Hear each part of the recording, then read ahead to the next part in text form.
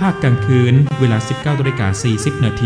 แสดงพระธรรมเทศนาสวดพระอภิธรรมถวายจตุปัจจัยทายทานพุทธศาสนิกชนทุกท่านร่วมทำบุญในครั้งนี้ได้ธนาคารกรุงไทยชื่อบัญชีวัดพระเจดีย์สาวหลังเพื่อพิธีพระราชทานเพลิงหมายเลขบัญชี503-307-9530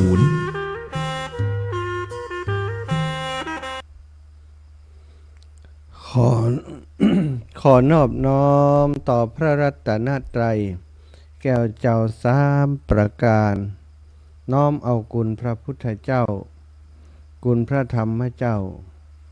คุณพระสังฆเจ้าคุณพระอรหันตเจ้าอริยสงฆ์เจ้าจุตนจุองค์ได้เมตตาแผ่ปรมีมาเป็นนวโลกุตรธรรมปกเก่าเกษาปกห่มหักษาครูบาอาจารย์พระมหาเถระพระเถรานุเถระเพื่อนสหธรรมิกสหพรหมจารีทุกรูปทุกองค์ปกห่มหักษาศรัทธาสาธุชนคนดีเท่าแก่อีป่ออีแม่ตั้งหลายติดตามรับฟังรายการสารธรรมยามค่ำตั้งสถานีวิทยุเพื่อการศึกษาวิทยาลัยสงฆ์นครลำปางซึ่งออกอากาศจากวัดบุญญาวาสวิหารพระอารามหลวงโดยทีมงานสถานีวิทยุซึ่งมีดร.จิรศักดิ์ปันลำผอ.ผู้อำนวยการสถานีน้องแอมพัชริยาฟองจันตาเจ้าหน้าที่สถานีน้องนัทสถาพรสุตาคำช่างเทคนิคน้องดิวอนุพงษ์ตาจินะช่างเทคนิคจิตอาสาร่วมด้วยช่วยการขับเคลื่อนสถานีให้เป็นไปด้วยความเรียบร้อยร่วมกับครูบาอาจารย์พระสงฆ์เผยแผ่พระพุทธศาสนาจังหวัดลำปางโดยการนำของท่านอาจารย์พระมหานุพดลสุวรรณเมธีผอ.วิทยาลัยสงฆ์นครลำปางเจ้าคณะอำเภอวังเหนือเจ้าอาวาสวัดบรรพตสถิตผู้ได้รับมอบหมายจากพระเดชพระคุณหลวงพ่อพระจินดารัตนาพรเจ้าคณะจังหวัดลำปางได้ทำหน้าที่เป็นพระสงฆ์เผยแผ่พร้อมทีมงานพระสงฆ์เผยแผ่ทุกอำเภอในจังหวัดลำปางร่วมกันขับเคลื่อนจัดรายการศรัทธาเท่าแก่อีป่อยอีแม่ได้รับฟังทุกวันทุกค่ำทุกเจ้าตามเวลาที่ตั้งสถานีได้มอบโอนมากับพระสงฆ์เผยแผ่พระพุทธศาสนาจังหวัดลำปางได้ดำเนินการนำน้ำธรรมคำสอนขององค์ชินวรสัมมาสัมพุทธเจ้ามาเปิดมาเผยมาแสดงให้ศรัทธาญาติโยมได้รับฟังตั้งสถานีวิทยุ 106.50 แห่งนี้เวลานี้อาตมาภาพพระมหาสมชาติชาตปัญโยวัดบรรพตสถิตรับผิดชอบดำเนินรายการ 19 นาฬิกาถึง 20 นาฬิกาวันจันทร์อังคารวันพฤหัสวันศุกร์และวันเสาร์ที่รับผิดชอบโดยตรงวันอื่นๆอาจจะมาเสริมมาช่วยครูบาอาจารย์ในกรณีที่เปิ้นบ่อยู่เปิ้นบ่ว่างจัดสถาก็สลับซับเปลี่ยนช่วยเหลือกันไปพบปะกันวันนี้บ่พูดพร่ำทำเพลงแล้ววันนี้วันที่18เดือนมีนา2567สถามีนาก็เมษากันเดียวกับปีใหม่สงกรานต์อีกแล้วเนาะพบปะกันแล้วก็บักแล้วจะปาศรัทธาญาติโยมไหว้พระสวดมนต์บางพ่องก็รอสวดมนต์แล้วก็จะไปธุระ มีคนโทรมากราบพระพร้อมกันเนอะ กราบหนึ่งพุทโธเมนาโธกราบสองธัมโมเมนาโธกราบสามสังโฆเมนาโธ อิมินาสการะนะพุทธังอภิปูชายามิอิมินาสการะนะ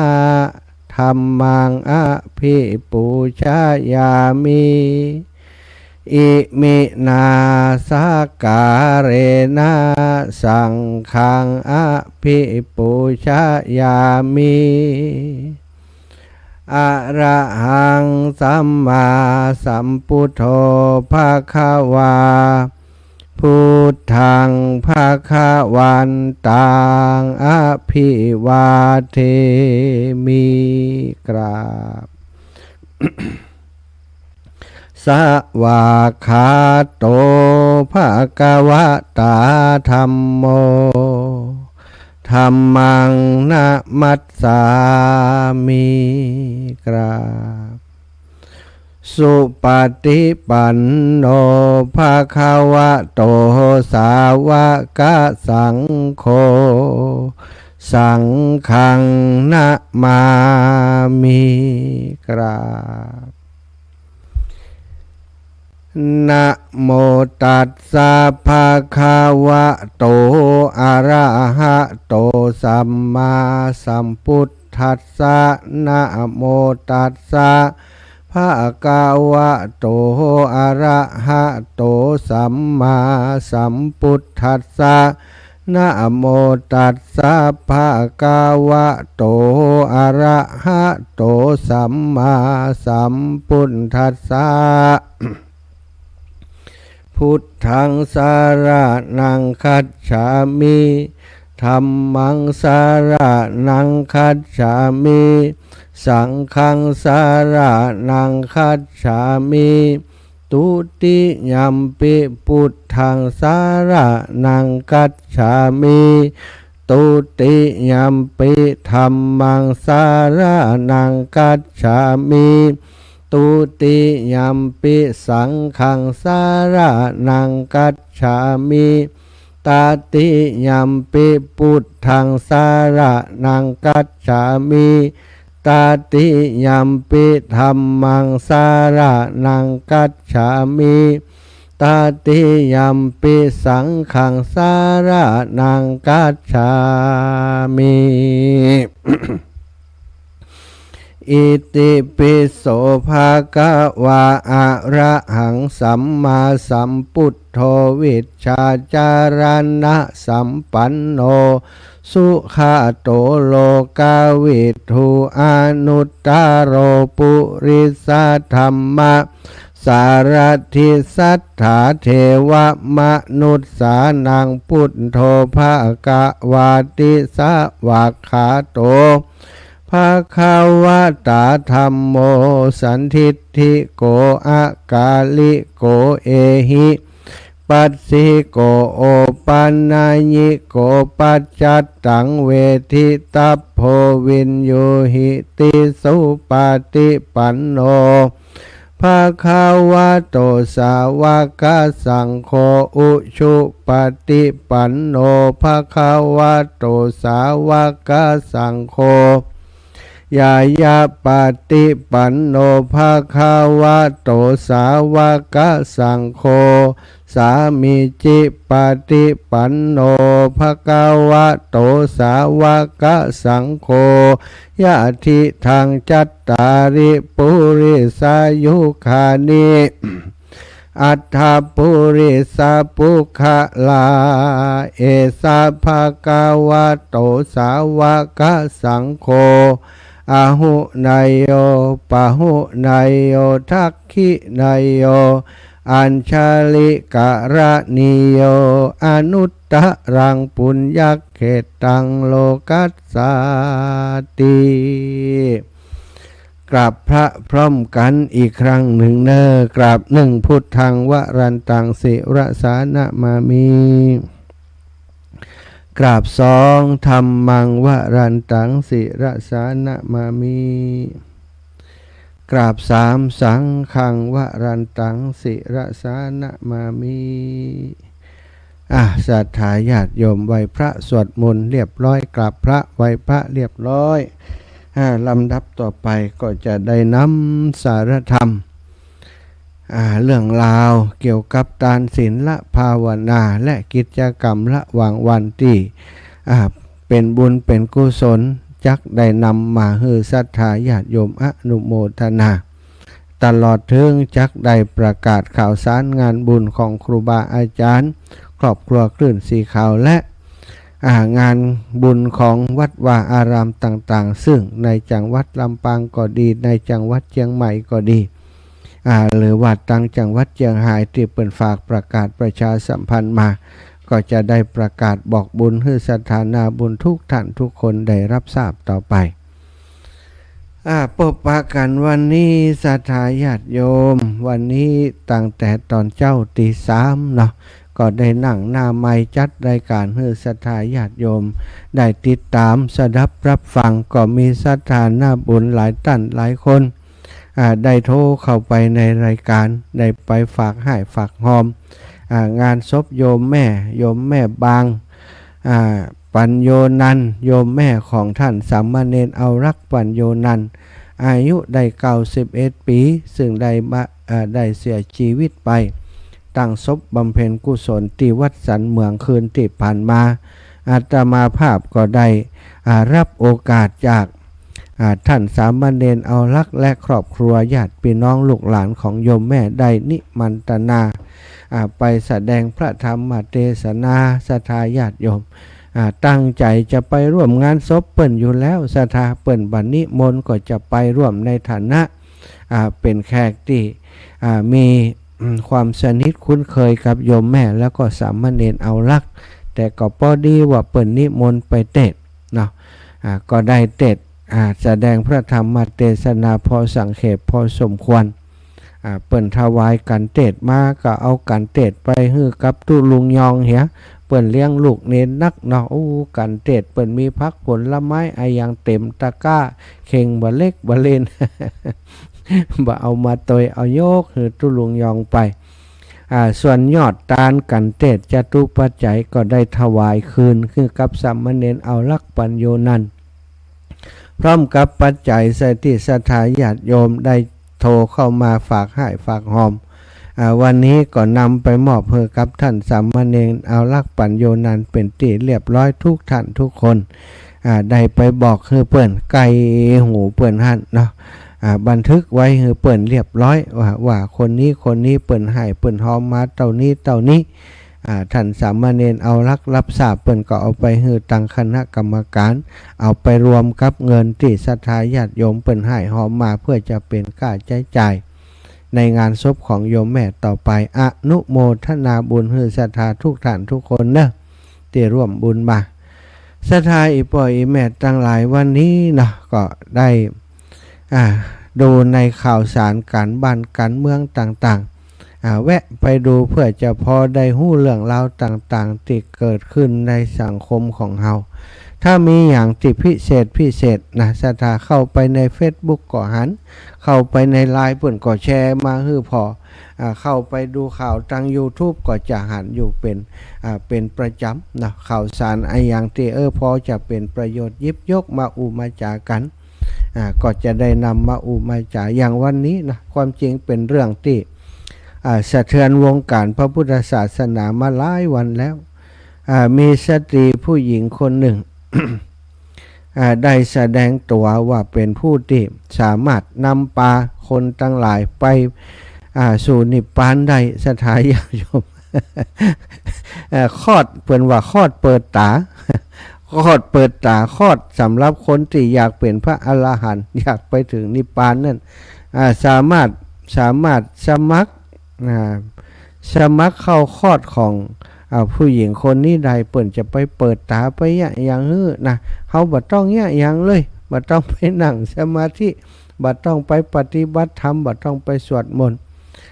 กล้าสมัครกล้าคลอดหนึ่งที่จะไปถึงนิพพานบรรลุอรหันต์นั้น 25,000 ศรัทธาญาติโยมอีป่ออีแม่ทั้งหลายเฮาก็ว่ามันเป็นเรื่องตลกแต่นะเรื่องอย่างนี่มันเกิดขึ้นได้อย่างใด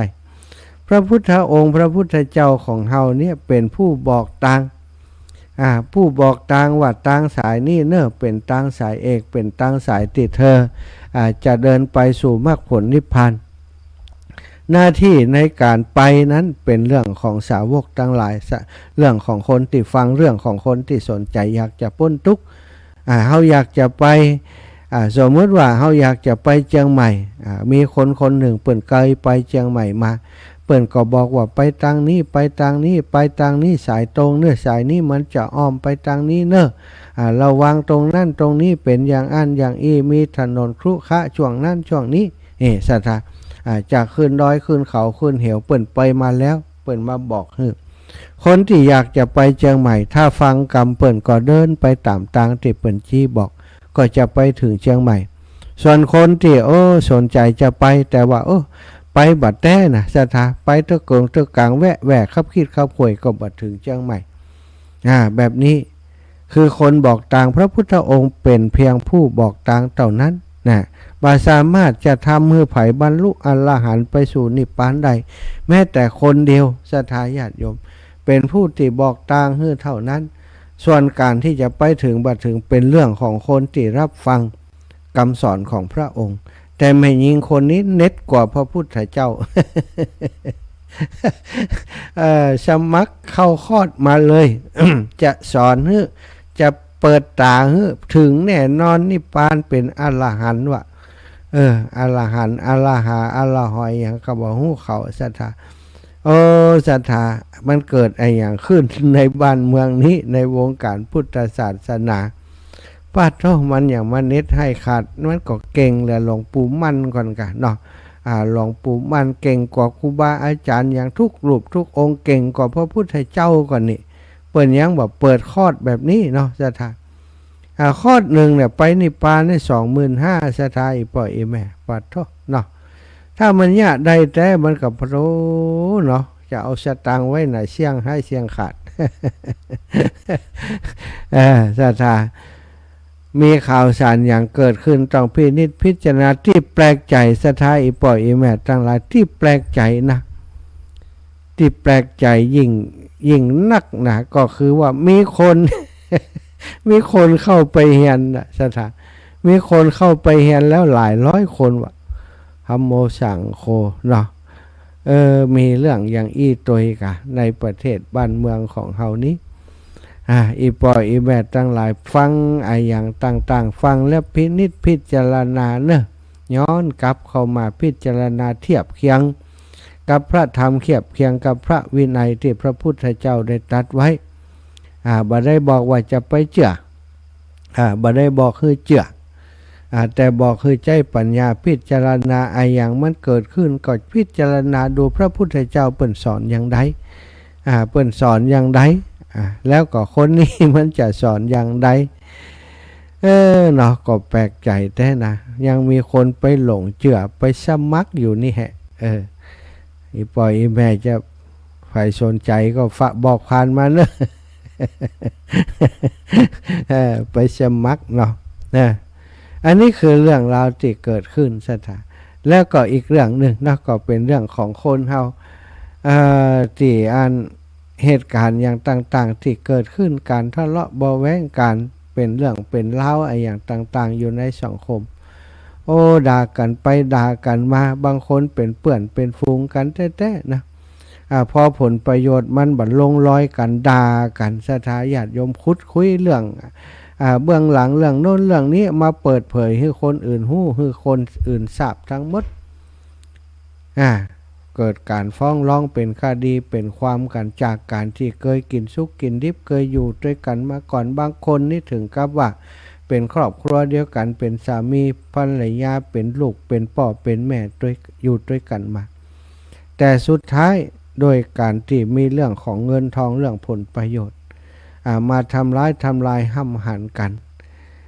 ปากเปื่อนฮื้อมาแต่กรรมดีๆฮื้อกรรมที่เป็นมังคละเอามาด่าเอามาแจ่งชักฮักกระดูกกันซะเอามาเปิดเผยความลับของกันและกัน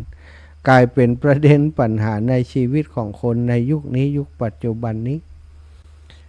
เปิ่นจึงบอกว่าฮื้อสำรวมเนาะซะสำรวมอินทรีย์ตาหูจมูกลิ้นกายใจนี่สำรวมการการจาอย่างในพุทธศาสนาเปิ่นบอกว่าสำรวมสำรวมบาคุกคลีโดยหมู่โดยเฉพาะกำกำจาเนี่ยซะปากนี้เปิ่นมีไว้ทำสิ่งที่เป็นประโยชน์สองอย่างคือหนึ่งเอามาใช้ประโยชน์ในการกินการกินข้าวกินปลาอย่างต่างๆเนี่ยจะสังเกตว่าปากนี่มีเขี้ยวเต็มปากเอามาเกี่ยวข้าวเกี่ยวพักผลไม้ต่างๆกินหน้าที่ของปากอีกอย่างหนึ่งเอาปากปากได้ทำหน้าที่อีกอย่างหนึ่งก็คือเอามาปัก เอามาอู้เอามาสื่อสารการอู้การสื่อสารติปากจะต้องทำหน้าที่ก็คือสื่อสารให้เกิดความเข้าใจซึ่งกันและกันเฮาต้องการหยังสื่อสารไปกับคนที่เฮาต้องการจะสื่อสารอาจจะเป็นคนที่เกี่ยวข้องกันเป็นพี่เป็นน้องเป็นพ่อเป็นแม่หรือว่าเป็นลูกศิษย์ลูกหาเป็นพลเมืองติดต่อการตั้งธุรกิจตั้งอย่างก็สื่อการสารกันด้วยกันการอู้การจากันทำหน้าที่เท่านี้ปากบ่ได้มีหน้าที่มาฮือด่ากันเอามาพิษกันเอากรรมบดีมาว่ากันแต่คนส่วนใหญ่ศรัทธาญาติโยมมีปากแล้วก็บ่ค่อยระวังเอาปากไปใจพิษติพิษตังเปิ่นเอาหูกินของดีๆก็เอาไปกินของบดีเอาหือปากสิ่งที่ดีๆจะเป็นมังคละแก่ปากเอาไปปากเสียเหี้ยก็เลยเสียปากเลือดท่วมปากก็มีบางคนศรัทธาก็มีเรื่องมีเรื่องหนึ่งเนาะเกี่ยวกับปากนี่เป็นอุทาหรณ์ให้ศรัทธาได้นึกย้อนไปหันในอดีตนิทานพระพุทธองค์จะทรงสอนภิกษุรูปหนึ่งที่เป็นคนปากบ่ฟังไผ ปากบ่ฟังไผเป็นคนที่บ่สำรวมในการอู้กันจาพระพุทธองค์ก็จึงนำนิทานชาดกนิทานเรื่องหนึ่งขึ้นมาประดับแล้วก็เทศนาให้ฟังนิทานในนิทานชาดกเรื่องนั้นก็มีเรื่องเล่าว่ามีเต่าตัวหนึ่งอาศัยอยู่ในบึงแถบภูเขาหิมพานต์อยู่เชิงเขาหิมพานต์สถานซึ่งในบึงแห่งนั้นก็อุดมสมบูรณ์ไปด้วยพืชพันธุ์ธัญญาหารมีปูมีป่าอยู่วันดีคืนดีก็มีนกหงส์ลูกหงส์2 ตัว2 ตัวพี่น้องบินไปแอวบินมาจากเชิงเขาจิตตกูฏซึ่งเป็นสถานที่อยู่ของลูกหงส์และเปื่อนหงส์ทั้งหลายสถานที่เชิงเขาจิตตกูฏนั้นมีถ้ำทองอยู่แห่งหนึ่งแล้วก็มีสระใหญ่อยู่สระหนึ่งกว้างขวางศรัทธาญาติโยมงดงามน้ำใสเย็นปูปลาวิ่งไล่กันอาหารการกินเยอะแยะไปหมดจึงทำให้สัตว์ทั้งหลายมีหงส์เป็นต้นอาศัยอยู่แห่งนั้นแต่ว่าพวกหงส์ลูกหงส์นี้ชอบแอวชอบบินไปแอวหาพอสถานที่ต่างๆก็ไปเปรียบเทียบถึงที่อยู่ของตนก็ไปหันสระแห่งหนึ่งบินมาไปหันสระน้อยอยู่แห่งหนึ่งก็ลองบินไปพอแล้วบินลงไปก็ปรากฏว่าไปเป็นบึงติดเต่าน้อยตัวนั้นอาศัยอยู่ก็หันเต่าน้อยตัวนั้นลอยตัวป่องเสาะหาอาหารไหลกินปลาอยู่แถวนั้นหงส์ทั้ง2 ตัวก็อยู่บนฝั่งเนาะได้อู้กับเต่าตัวนั้นว่าโอ้เต่าเพื่อนรักนะฉันมาฉันมาจากการภูเขาจิตตกูฏมาจากถ้ำทองเธออยู่ที่นี่หรือเต่าก็บอกว่าโอ้ฉันอยู่ที่นี่เธอไปที่ไหนพ่องก็จะไปที่ไหนสถานที่ที่ฉันอยู่มันโอโถงกว้างขวางสะดวกสบายทุกอย่างสระบึงของฉันนี้แห่งนี้นี่เป็นสระที่กว้างที่สุดในโลกนี่ล่ะเต่าเป็นว่านั่นคุยเหงื่ออันกับหงส์นั่นฟังหงส์ก็ว่าโอ้เพื่อนนั้นเคยไปหาที่อื่นพ่องหรือยังทำไมฉันจะต้องไปเพราะที่นี่มันกว้างขวางกว่าที่ไหนอยู่แล้วอาหารก็เยอะแยะฉันไปไหนล็อกนี่ล่ะหงส์ก็เลยเล่าให้ฟังอันเธอมานั่งไกลๆนี่มาอยู่ใกล้ๆนี่ฉันจะเล่าให้ฟังหงส์ก็เล่าให้เต่าฟังว่าฉันนะอยู่ที่เชิงเขาจิตตกูฏอยู่ที่ถ้ำทองนะบึงของสันของฉันใหญ่กว่าที่เธออยู่นี่นะ10 เต่านี่มปอเป็นร้อยเป็นพันเต่าเป็นมากว้างสุดสายตาเลยแล้วก็น้ำใสเย็นอาหารปูปลาเยอะแยะไปหมดเนี่ยเธอบัดต้องไปมุดดำไปก็ได้อยู่เฉยๆมันก็มาเข้าปากเองวะ หงส์ก็คุยให้ฟังคุยจนเต่าเคลิ้มศรัทธาเต่าว่าแต่คะมีแต่คะวะเต่าก็คิดว่าของมันใหญ่ที่สุดพอได้ยินหงส์ก็กึดหลักกำนี้แต่จ้าวะ ไข่หันแต่เนาะว่าโอ้แต่ฉันคงมีโอกาสไปหลอกเปื่อนหงเฮยเพราะว่าฉันนี่มันบินอย่างเธอบ่ได้เธอบินไปไหนก็ได้นี่ฉันการไปต้วมเตี้ยมมันอยู่ไหนก็อยู่จิตตะกูดไก่ก็ไก่อะละนะบินประมาณสักชั่วโมงจะถึงอีวะถ้าเธอบินชั่วโมงนี่ฉันจะต้องเดินเป็นเดือนพุ่นกะโอ้บ่ไปแล้วเพื่อนอีล่ะเต่าก็มูดไปหากินต่อเสียทางวันต่อมาหงก็บินมาแอวแหมก็มาหาเปลี่ยนเต่าอูกันถูกคอคุยหงได้มันก็ม่วนใจเนาะมันก็ชอบเต่าก็ชอบฟังหั่นกันไปกันมาถูกใจเป็นเพื่อนกันที่นี้ก็จวนกันล่ะฉันอยากจะปาเธอไปหันแต่เต่าก็ไข่หันหงก็เลยอันออกอุบายว่าเอาอย่างอีกันแล้วกันบัดเดี๋ยวนี้ถ้าเธอไข่ไปแต่ฉันมีวิธีอย่างใดมีวิธีเขาจะเอาไม้มานะเอาไม้น้อยมาฉันทั้งสองนี่จะกลับคนละปลายไม้คนละข้างเธอนี่กลับตั้งกลางนะเธอกลับได้ก็ไม้อันน้อยนี่โอ้ได้กะถ้ากลับอย่างอีได้ฉันจะกลับตั้งปลายนี่จะปาเธอบินขึ้นไปนะโอ้ถ้าอย่างอีก็เข้าท่าเปื่อนบัดต้องแต่ว่าเธอเอาฉันไปแล้วต้องปามาส่งนะได้ก็โอ้ได้กะเปื่อนก็ปาไปแอวบ่ได้หรอกถ้าเธอไม่พอใจอย่าอยู่ที่ปุ้นก็ปามาส่งตะอันกะไปมีปัญหาอย่างอีวะศรัทธาญาติโยมมาตกลงกันแล้วอันก่อนจะบินขึ้นไปหงก็บอกแต่เธอต้องระวังเรื่องนึงนะเพื่อนระวังที่เฮาบินขึ้นไปนะเธอห้ามปากเด็ดขาดนะบัดต้องกันอย่างสักอย่างเธอกึดอย่างใดก็บัดต้องปากเตือนนะถ้าเธอปากเนี่ยเธอจะตกลงมานะเธอจะไปปากเนอะจะหันอย่างกระจ่างถ้าใครปากคันยิบก็ต้องห้ามปากถ้าเธอคิดว่าเธอทำได้ก็ไปด้วยกันเต่าก็เรื่องหมอไปอยากอย่างเปื่อนฉันปากฉันอยู่คนเดียวก็แต่ฉันก็จะได้ปากกับใครนะฉันรับประกันได้ว่าฉันบ่ปากไปได้วะเต่าก็กราบกลางไม้ไว้แล้วก็หงสองตัวก็กราบคนละปลายซะท่านับ1 2 3ก็บินพึบขึ้นไปกลางอากาศซะท่าบินแบบพอสูงต่อได้หมอกคนหันได้เนี่ยศรัทธาญาติโยมหมอกพ้นภัยจากการทำลายของมนุษย์บินขึ้นไปจะบินขึ้นสูงกว่านั้นก็กว่าเต่ามันกว่าลมทางบนมันแหงบินพอสูงต่อได้ก็ปากันบินไปออกจากสระนั้นไปออกจากสระนั้นไปปรากฏว่ามันจะต้องผ่านศรัทธาผ่านบ้านผ่านเมืองไประหว่างที่บินผ่านเมืองหนึ่งนั้นก็หันละอ่อนและชาวเมืองตั้งหลายป้ากันเล่นอยู่ติดลานสนามกลางแจ้งหั่นศรัทธาเล่นกันหั่นทืดละอ่อนแงนไปบนฟ้าหันที่เพื่อนทั้งหมู่เฮาทั้งหลายพอเต่าเหาะหั่นน่ะเต่าตัวนั้นสงสัยหงจะเอาไปกิน เต่าอย่ามาเหงาแต่ว่าเนาะเนาะหงหามเต่าไปนั่นเต่าเหาะมาพอกันละหงจะเอาเต่าไปฆ่าเบยอีวะคนทั้งหลายก็แซวก็พอกันห้องกันมาพอเต่าก้มลงมาหันคนพอทื่อๆแล้วคนก็ว่าอันเต่าเหงาปล่อยให้หงหามไปกินวะเต่าจะอธิบายให้คนทั้งหลายฟังว่าห้ามใจเหงานะ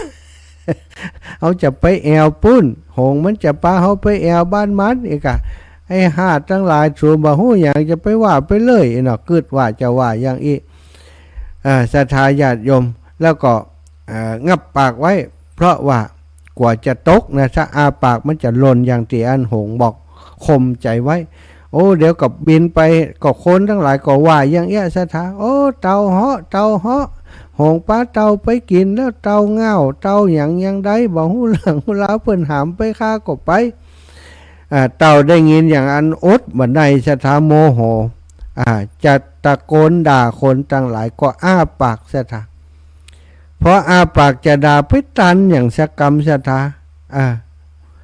ปากพบก็หลวงลิ้วเตียบตกกลางแจ้งหันปัตตะกระดองกระเด็นอย่างกระเด็นเลือดกระเด็นสาดอ่องอ้อนไหลคำหัน ขี้เต่าก็จะเด่นไปถูกคนซะท่าถูกจักกันแล่ของคนที่อยู่แถวนั้นปัดเท่ากลายเป็นขี้เต่ากันเนี่ยที่เป็นว่าขี้เต่าติดเก้าแห่ก็ย้อนเต่าตัวนั้นนะซะท่า มาใจกล้าอีลอเอแม่ว่านะมาหู้นะก่อนอ่านเปิ่นจะไปว่าขี้เต่าอย่างเนาะตกลงมาจะเด่นกระดอนไปตายขำหั่นสถาโอ้หงสองตัวพอเต่าตกลงไปเขาก็ปล่อยไม้แล้วก็บินหนีไปสถาจะบินลงไปพอเต่าก็ขวาเขาทั้งหลายจะยับเขาบอกแล้วว่าจะไปปากมันฟังเองเขาบ่ได้ทำร้ายมันอันนี้มันทำร้ายตัวเก่าสถาอันนี้อีปออีแม่ทั้งหลายมันเป็นเปิ้นบอกว่าคนเฮาเนี่ยถ้าเฮาบ่มีความอดทนบ่มีความอดกันภัยพิบัติมันจะมากับปากของเฮาแน่นอนนะอย่างเต่าตอนนี้อดบ่ได้นะปากจะไปด่าละอ่อนมูนั้นติเซลขึ้นไปนะก็เลยสุดท้ายตัวเก่าก็ตายไปนะเปิ้นถึงบอกว่าหน้าที่ของปากเอามีไว้อูแต่เรื่องดีๆก่อนจะอู้ก็ขอให้มีสติจะไปอู้ด้วยความโมโหโกรธาถ้าโมโหโกรธามันกรรมที่ออกมามันเป็นกรรมบดีนะสัทธาเป็นกรรมบดีเป็นกรรมด่าเป็นกรรมแจ้งจักหักกระดูกกันต่างๆกรรมด่ากรรมแจ้งเฮาด่าเขาก็เปิ้งใจเขาด่าเฮายังชอบใจสัทธาเปิ้นบอกว่าการที่เฮาถูกด่าเฮาจะเอาชนะคนด่ามีทางเดียวก็คือการบัดดาตอบ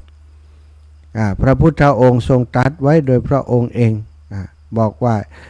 จงระงับความโกรธโดยความบักโกรธจงเอาชนะคนที่ด่าอยู่ด้วยการนิ่งเสียด้วยการบัดดาตอบคนที่ด่าตอบคนที่ด่าเฮาอยู่คนที่ด่าตอบคนที่ด่าเฮานั้นถือว่าเป็นผีบ้าซะถ้ากรรมของอาจารย์พระยอมว่า เหงากว่าคนที่ด่านะเขาด่าเขาแล้วนะเขามีความโกรธความโมโหด่าเขามานี่แต่ละโกรธเงี้ยมาจี้ด่าเขาด่าเขาบ่ยับยั้งชั่งใจบ่มีความอดทนอดกันฟังเปิ่นด่าแล้วโมโหก็ด่าตอบไปตอบมาด่าสู้กันบ่ได้เอาลูกกุยสู้กันเล่าบางทีมีค้อนมีไม้บุบกันนะสัทธาเริ่มจากการที่ด่ากันนั่นเองเปิ้นบอกว่าถ้าอยากจะเอาชนะคนที่ด่าเฮานั้นก็คืออย่าด่าตอบเด็ดขาดถ้าด่าตอบก็เป็นเรื่องกันทันทีสัทธาฉะนั้นเนาะในนิทานเรื่องนี้ก็สอนให้เฮาฮู้ว่าปากนั้นเปิ้นให้ใจประโยชน์ในการพูดคำที่เป็นสาระบ่ใจให้เฮามาพูดโกหกมดเท็จปันน้ำเป็นตัวพูดจาส่อเสียดพูดให้คนทะเลาะเบาะแว้งแตกแยกกันพูดจาหยาบคายฟังบ่ได้พูดเรื่องไร้สาระเป็นต้นคนที่ระวังปากสำรวมกรรมพูดแต่คำจริงคำแท้พูดน้อยแต่ได้สาระพูดไพเราะน่าฟังหรือพูดให้คนรักใคร่สามัคคีกันย่อมเป็นคนที่มีเสน่ห์ส่วนคนที่บ่ระวังปากระวังกรรมและคนที่เข้าข่ายเรียกว่าคนปากเสียซะท่าย่อมจะมีสิ่งที่บ่ดีติดตัวหรือว่าเป็นเรียกว่าเสนียดติดตัวนั่นเองมักจะหาเรื่องใส่ตัวอยู่ร่ำไปหรือไม่ก็กลายเป็นคนติบอู้จาบ่น่าจะถืออู้หยังก็บ่มีคนฟังเพราะคำพูดนั้นบ่มีน้ำหนักคือน่าจะถือแม้จะพูดคำจริงคนก็จะว่าโกหกนะปากนั้นพาให้จนได้แต่ก็แล้วก็พาให้คนนี้ตายได้เหมือนกันนะสัทธาท่านจึงว่าระวังปากระวังคำไว้ให้เป็นดีเป็นสีแก่ตัวพอถึงบางพูดดีมีสีสักมีคนรักรสถ้อยอร่อยจิตแม้พูดชั่วตัวตายทำลายมิตรจะพูดคิดควางช่างไว้ในใจตนนี่แหละสัทธาเนาะปากเป็นเอกเหล็กเป็นโทโบราณว่าเปิ่นตึงว่าเนาะปากนี้เป็นเอกถ้าอูดีก็จะมีเรื่องที่ดีเกิดขึ้นแต่ถ้าอูบดีก็อย่างว่า ศรัทธามันก็จะเป็นปัญหาสำคัญที่สุดเรื่องของปากนี่มันมักจะเวลาอู้ไปแล้วถ้าอู้กันเรื่องคนนั้นเรื่องคนนี้ซ้ำให้ศรัทธาถ้าอู้กันแบบนินทานี่มันเอาอย่างมาอู้กันบ่หัวจบเรื่องนั้นต่อเรื่องนี้จบเรื่องนี้ต่อเรื่องนั้น อย่างปากพาโจรปากหาเรื่องเฮือระมาดระวังพระพุทธองค์นี่ทรงตรัสว่าคนที่อยู่กันเป็นกลุ่มเป็นหมู่เป็นคณะสิ่งที่จะทำให้หมู่คณะมีความสงบสุขร่มเย็นก็คือพูดแต่น้อยสำรวมกำอูกำจาบ่ฮืออูจาที่อึดอัดคัดเคืองกับคนอื่นศรัทธาญาติโยมวันนี้ก็มีสารธรรมมาฝากต่อจากนี้ก็จะขออนุญาตแจ้งประกาศประชาสัมพันธ์งานที่จะมีขึ้นในเร็ววันนี้เนาะก็คือในวันที่21 22 เดือนมีนานี้วันนี้18 19วันฮือแล้วศรัทธา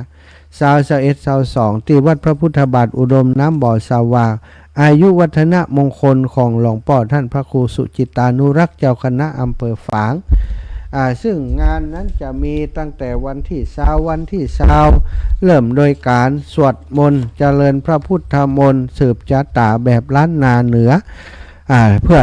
แล้วก็ถวายสิ่งปลูกสร้างภายในวัดในตอน9 นาฬิกาพระสงฆ์จำนวน108 รูปเจริญพระพุทธมนต์สืบจาตาหลวง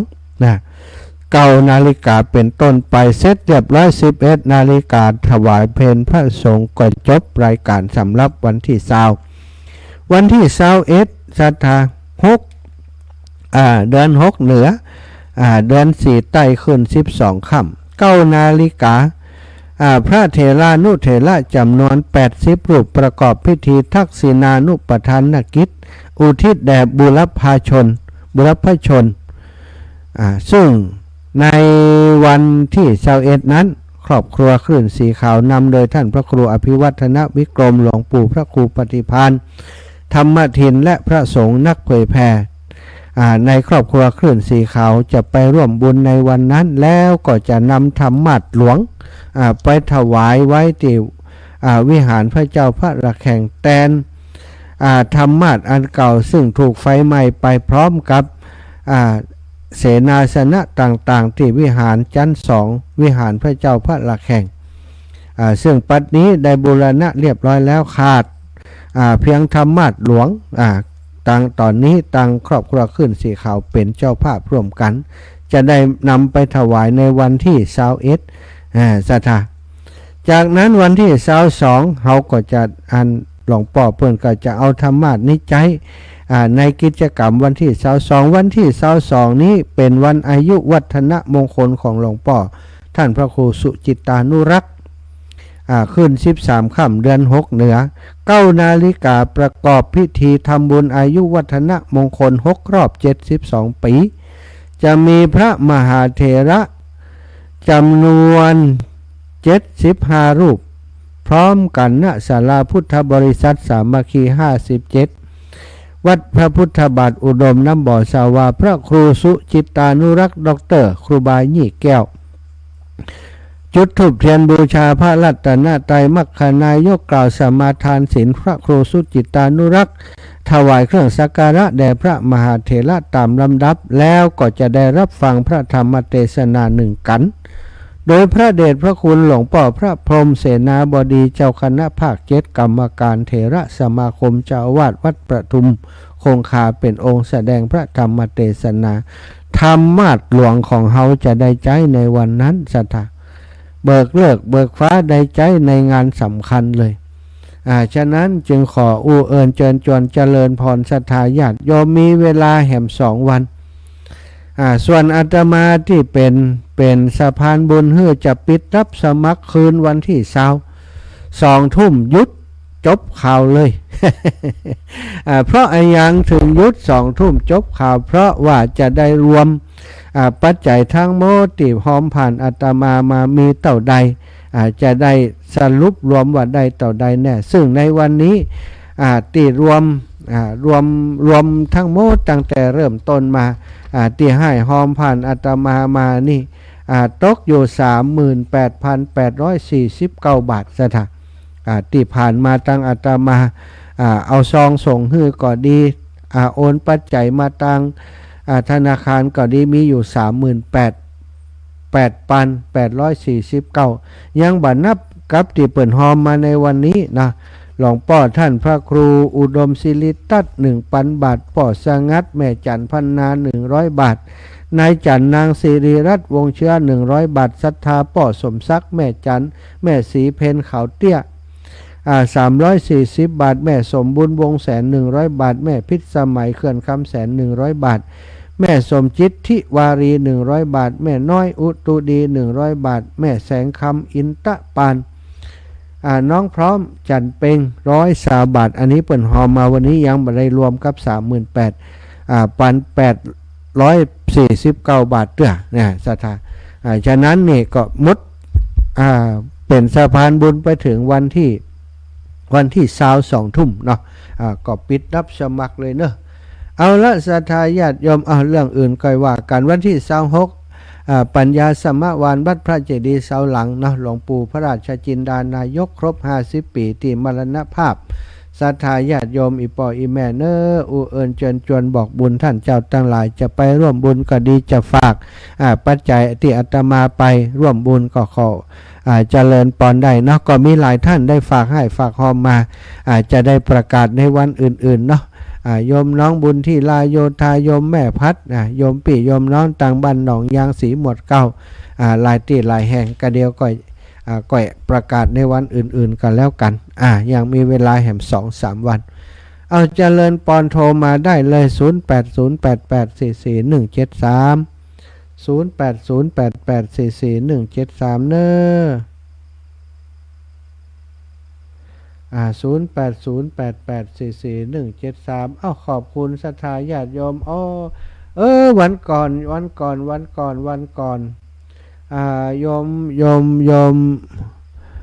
โยมป้ากุศลจิตเนาะกุศลจิตเขียนไว้ที่ไหนนี่กุศลจิตนะป้าหมูกับโยมแม่เนาะเขียนไว้ตันใดโยมป้ากุศลจิตกับโยมแม่เปิ้นร่วมหอมธรรมาสมาตยร่วมหอมงานอื่นมาตยนะเดี๋ยวจะเช็คคำก่อนเราเขียนไว้ตังใดแฮมเจริญปอนไอ้สาวเจ้าอันเตาเข้าบ้านนี่มันดีกว่านี่โอ้ดีกะอายุยืนเด้อฮะอายุจะยืนกันถึงหมดเลยเอาเปิ่นไปปล่อยในที่ปลอดภัยโอ้ดีอายุจะยืนอายุจะยืนพอต้องครับเหรอเลขมันยังก็ไม่ได้พอแล้วก็น้องสาวเขียวไปปล่อยเห็นหรือวะเอาไปปล่อยเดี๋ยวคนกันได้สังวดเอาพักคือเป็นกินเจ้าได้สังวดจะเอาไปปล่อยดีแล้วสาธุปันกันคนน้อยเวลาน้อย3761 3761ครับแล้วฮัลโหลได้เลยนมัสการครับเอามาแล้วแฟนพันธุ์แท้นี่ติดตามขนาดนักรู้นี่โอ้ผมฟังท่านนี่ตลอดเลยครับฟังตลอดเลยครับวัดฝ่ายหินนี่ครับวัดฝ่ายหินออกอากาศก้ามแรงนี่ครับขอบคุณครูบาอาจารย์ท่านพระครูสมุวิศวัตคืนกับปะกันพุ่นน่ะครับขอบคุณเนอะโอ้มันกำลังใจนะครับผมขอบคุณแฟนพันธุ์แท้เจ้าของรายการธรรมะคลายเครียดนะคลื่นวัดไฟเห็นโยมแม่คำมีกาจุมแม่กงอีแม่ว่าใดจ้าครับแล้วโยมแ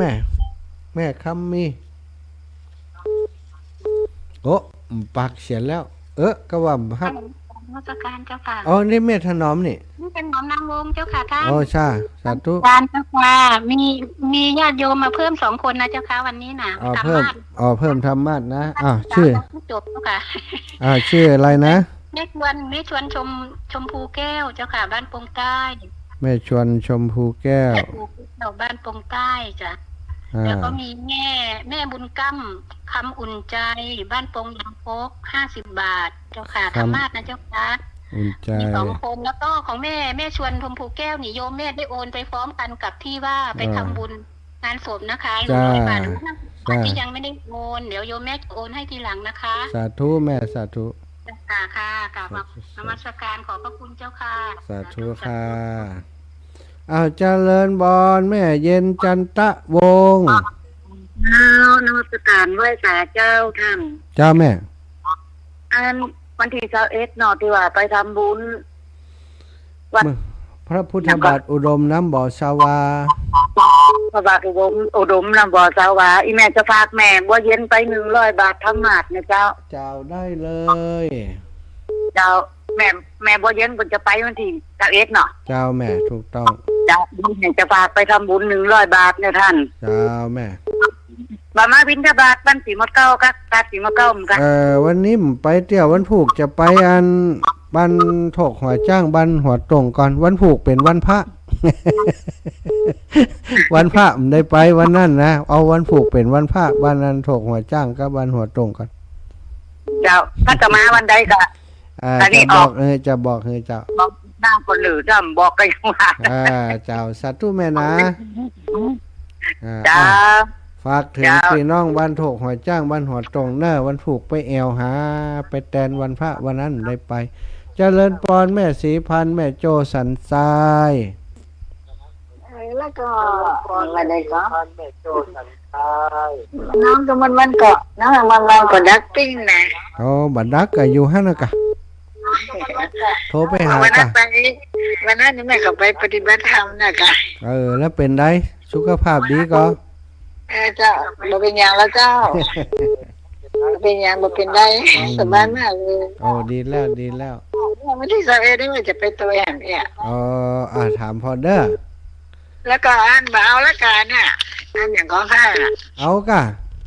เอาอยู่ก็ถ้าเสร็จงานแล้วก่อนกะเจ้าถ้า เจ้าถ้าขึ้นไปปุ่นก่อนกะถ้าตั้งอกตั้งใจไปแท้ๆมันก็แก่ลำไปถ้าไปธุระก่อนก็แวะเอาลูกเคยถามว่าแม่ไม่เอาแล้วเหรอเอากัน เอามารวมเอามากองไว้ให้เปิ่นนี่เก็บไว้ให้เปิ่นนี่เวลาครบเอาให้เปิ่นมาเอา วันนั้นที่ว่าลูกไปหาหมอนะ เจ้า ไม่ก็บอกว่าอันท่านมาหาเพิ่นไปหาหมอมาค่ำนี่เนาะก็เลยบอกไปกิจกรรมไปยังไม่ฟังแว่นเลยครับบอกไปยังแม่สบายหรอก เจ้าสัตว์ตัวแม่ปั่นคนอื่นก่อนปั่นกันคนน้อยแม่ศรีสุรินทวงศ์เขื่อนยางเจริญปอนนมัสการเจ้าพระอาจารย์เจ้าแม่โอนไปแล้วนะเจ้าเจ้าแม่6:10 นาทีนะ บัดเช็คขนาดนั้นเวลาไม่ใช่แม่ช่วยลืมไม่บอกเจ้าจำได้ที่เจ้าขอบคุณอีแม่ไลฟ์เจ้าขอบคุณแม่ยังบ่ไปสมัครเข้าคอร์สกับเพิ่นน่ะนะไปเหียกะ เฮานิ่มไป แม่ศรีพันธ์อีแม่ว่าได้แฮมนี่ไผนี่ใครเจ้าไว้สาเจ้าแม่นวลเจ้าแม่นวลเทพเสด็จลืมกันนี่ลืมแล้วหนักกับได้หันกับเมื่อลืมกันไปแล้วบัดโทรมามันก่อนลืมเลย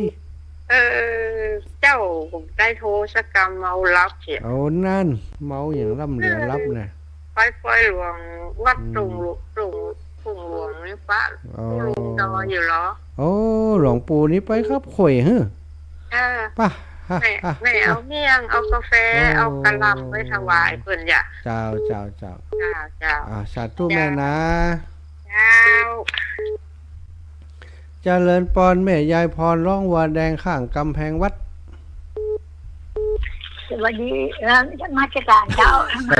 สวัสดี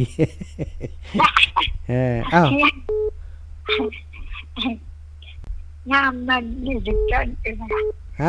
เจ้าไม่เปิดฟังแล้วไหนโทรชัดจังโทรศัพท์ เด็กเปิดฟังเปิดแล้วแต่หนู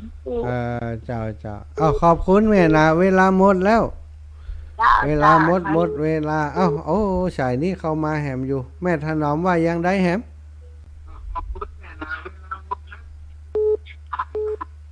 เอาละเนอะศรัทธาญาติโยม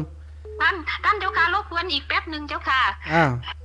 แม่โบกี้โทรมาบอกว่าแม่แก้วไม่ได้ยินรายชื่อที่ว่าร่วมไปทำบุญนะคะสามเณรรักนะเจ้าค่ะ อ้าวไม่แก้วกัดโปงไม่ เจ้า ได้ ค่ะ ยินเหรอ แม่แก้วสีแก้วน่ะที่โยมแม่ถนอมบอกนะคะ แม่แก้วสีแก้วเหรอแม่แก้วสิงแก้ว สิงแก้วเจ้าค่ะ อ๋อ บ้านปราดกาดโป่งนะท่าน อ๋อ บอกว่าไม่ได้ยินชื่อท่านไม่ได้อ่านก็เลยบอกว่าอ่านแล้วอ่านให้ท่านได้ยินอีกนะคะ